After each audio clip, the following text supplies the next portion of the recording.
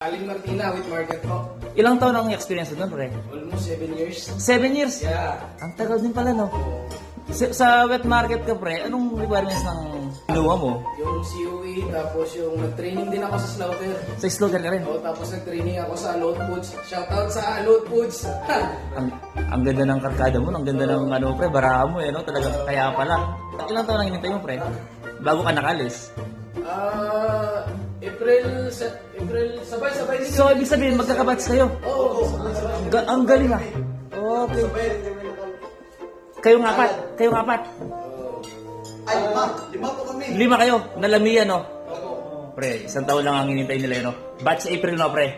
So, yung mga November, wala pa yan, no? Wala. Okay, mga pre, ah. Buti, pre, iLife ang in-apply nyo. Hindi po ba kayo nag-apply sa ibang, ibang company? Ibang agency? Marami kaming in-applyan. Pero pinalad kami sa kwan. iLife lang talaga, eh. Halos naman pinalad kasi nauna lang talaga sa highlight. Oo. Ano yun, pre? Meron kang binayaran sa agency natin? Wala. Walang placement fee? Wala. Zero? Zero. Deduction? Wala. Lahat ng buwan gastos is galing sa employer. So, IELTS lang, pre, tsaka medical yung babayaran mo talaga? Medical tsaka IELTS lang. Tapos Yun lang. yung pamasahe pa Manila. Pag pa-Canada na, siyempre, yung aeroplano, tsaka yung accommodation tulad nito, pre, libre yung pagkain, di ba? Tsaka yung sa kantin, pre, libre, no? Libre hanggang hapunan. Unlimited rate.